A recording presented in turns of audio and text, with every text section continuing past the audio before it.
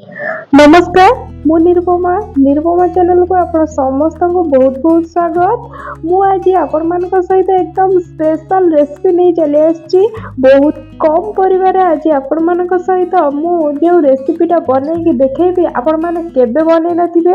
बैगन टमाटो आउ बड़ी एटा बिरी रो बड़ी रहिछि। बिरी रो बड़ी रे मु आज एक स्पेशल रेसिपी आपण मान सहित शेयर करी। देखंतु बैगन को एमती लंबा लंबा करी काटि नेछि आ टमाटो को भी भल कि एमती लंबा लंबा करी काटि नेछि। कढ़ाई रे दे दे जे किछि रिफाइन तेल प्रथम हम बड़ी गुडा को आगे भाजी नेबा। देखंतु बड़ी गुडा को पूरा लाल करके एमती भाजीबा। हल्का करी भाजीबेनी लाल करी भाजीबा। बढ़िया से पूरा एकदम क्रिस्पी रकम हे गला पर्यंत भाजीबा। देखंतु केते सुंदर तेल रे हमर भाजी हे जाईछि। ताको हम गोटे जगह को काढी नेउछि। देखंतु सब बड़ी तो हमर भजा हे गला। सेई तेल रे मु दे दोछि बैगन। सब बैगन पीस गुड़ा को आम देदेबा कढ़ाई रे। देखो बैगन सब देकी बढ़िया से गोले नवा। आगे गोले की घोरणी लगे दबा। घोरणी लगे सिझा को छाड़दबा। देखो हल्का सिझी आसिलानी। एई अवस्था रे मु दे देबी किछि हल्दी गुंड आउ अल्प लूण दे दबा। अल्प लूण देकी भल कि आगे ताको गोले नेबा।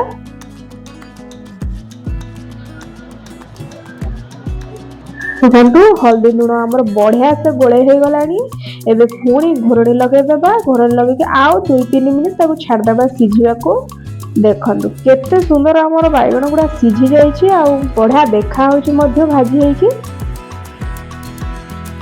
देखंतु बैगन गुडा पूरा संपूर्ण सिझी जाईछि। एबे गोटे जागा को आमे काढी नेबा बैगन गुडा को।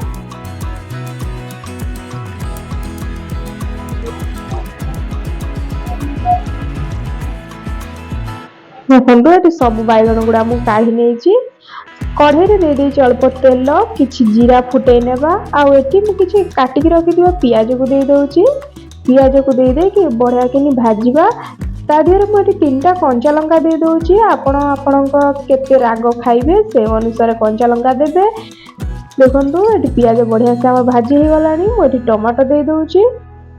टमाटो को आम भल कि भाजीबा। बेसी घोरणी लगे कि सिझेबानी हल्का घोरणी लगे। देखो मुझे सिझा को छाड़ देती।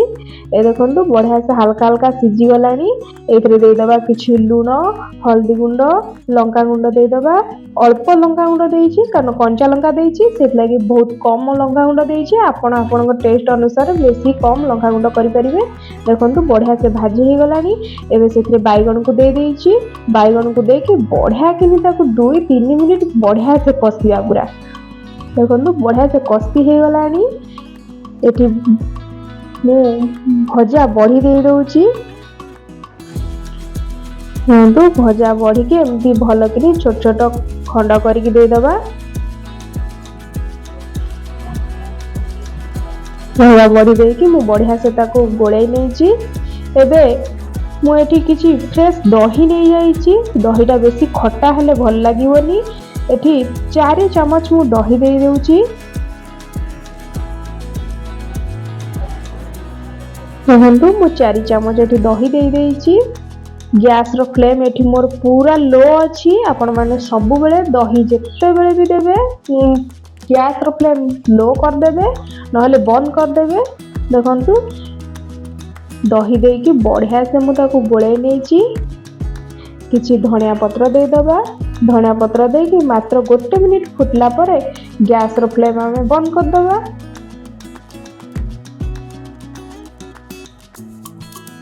देखंतु बैगन हमर बढ़िया से हे गलानी। एबे मु गैस रो फ्लेम बंद कर देबी। तो आपण माने एकदम सिंपल बैगन टमाटो बड़ी रेसिपी निश्चय थरे ट्राई करिवे। खाइबा को तो बहुत भल लगे। बनैबार प्रोसेस तो एकदम सहज एकदम झटपट बन जाउथबा ए बैगन आ टमाटो बड़ी रेसिपी थर निश्चय ट्राई करिवे। पखाल सागर खाइबा को तो एकदम जबरदस्त लगे। ओडिया मानकर सबुठारु प्रिय खाद्य होछि पखाल।